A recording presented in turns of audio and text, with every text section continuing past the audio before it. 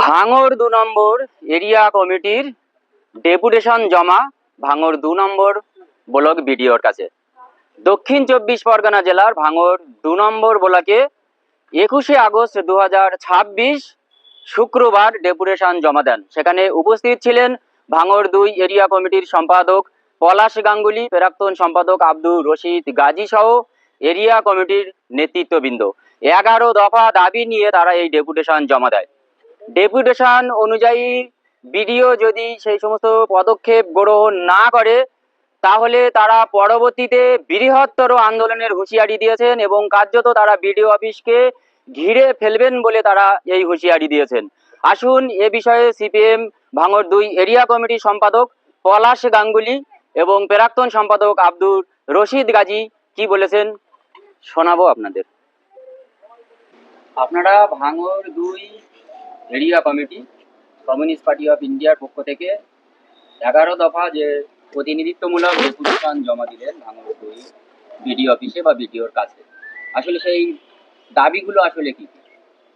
আমরা আজকের জমায়েত করে ডেপুটেশন দিতে পারতাম। প্রশাসনের কাছে এসে আমাদের যে ১১ দফা দাবি আমরা বলে গেলাম যে আগামী ২১শে সেপ্টেম্বর আসবো, ১০,০০০ লোকের জমায়েত নিয়ে আসবো, বিডিও অফিস ঘিরে রাখবো। আমরা যে ১১টা দাবি উত্থাপন করেছি এই ১১টি তার মধ্যে হয়, তাহলে আমরা যতক্ষণ পারবো ঘিরে রাখবো। ১১টা দাবি কি কি কিছু যদি পয়েন্ট আউট করেন? বা প্রচুর মানুষ আছে গৃহহীন, যাদের ঘর নেই, তারা ঘর পায়নি, অবিলম্বে তাদের ঘর দিতে হবে। প্রচুর লোক ঘর পেয়েছে যারা দোতলা ৩তলা বাড়ি, তাদের টাকা ফেরত নিতে হবে। অবৈধভাবে জলাজমি ভরাট হচ্ছে, নয়নজুলি সহ যে সমস্ত নিকাশি ব্যবস্থাগুলো ধ্বংস করা হচ্ছে সেগুলো অবিলম্বে বন্ধ করতে হবে, অবৈধ নির্মাণ বন্ধ করতে হবে। জমির মিউটেশনের নামে যা তা হচ্ছে, জমির চরিত্র পরিবর্তন করা হচ্ছে, জলাজমি ভরাট, ড্যাঙা জমি মাটি কেটে পুকুর করে দেওয়া হচ্ছে। এই যে জমির চরিত্র পরিবর্তন, এগুলো বন্ধ করতে হবে। যারা প্রাপক প্রকৃত বার্ধক্য ভাতা, বিধবা ভাতা তারা পাচ্ছে না। এই যে অন্নপূর্ণা ভাতার নামে, প্রকল্পের নামে হচ্ছে মানুষ একের পর এক সার্কুলার পরিবর্তন হচ্ছে, অবিলম্বে তা বন্ধ করতে হবে, হয়রানি বন্ধ করতে হবে। 91 রোড সহ ভাঙড়বাসে যত রোড, সমস্ত রোডগুলো অবস্থা অত্যন্ত খারাপ, সেই রাস্তাগুলো অবিলম্বে সংস্কার করতে হবে। ১ নম্বর এবং ২ নম্বর ব্লকে শুরু হয়েছিল, বন্ধ হয়ে গেল, কি জন্য জানা নেই। অবিলম্বে তা সারাইয়ের ব্যবস্থা করতে হবে, দ্রুত সেটাকে শুরু করতে হবে।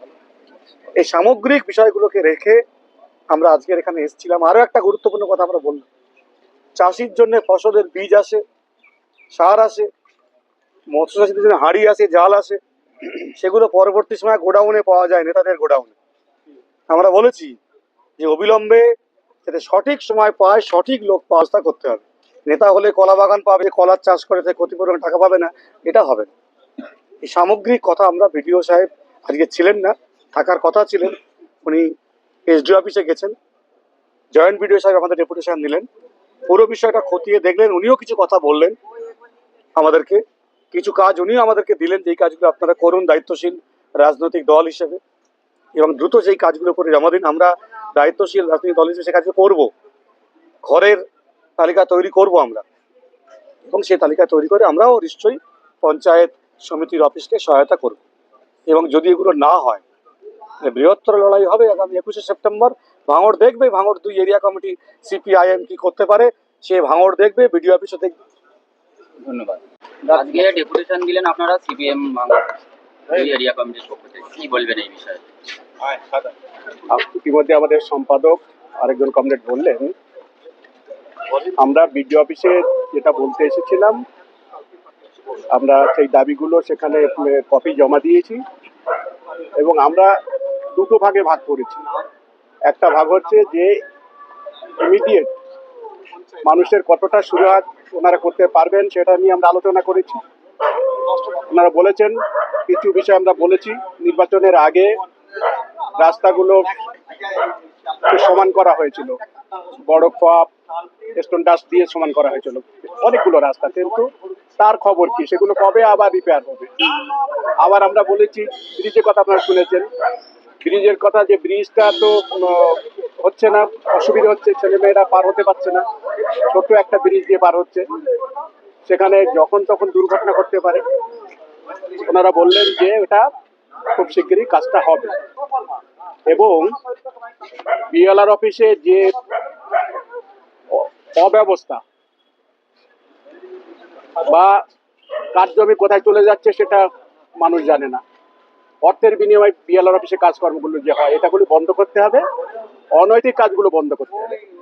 সেই সাথে সাথে আমরা যেটা বলছি, 100 দিনের কাজ এই সময় চালু করতে হবে। যাদের জব কার্ড বাতিল হয়ে রয়েছে বলছে, তাদেরকে আবার নতুন করে চালু করতে হবে। ওনারা বলেছেন যথাসম্ভব চেষ্টা করবেন।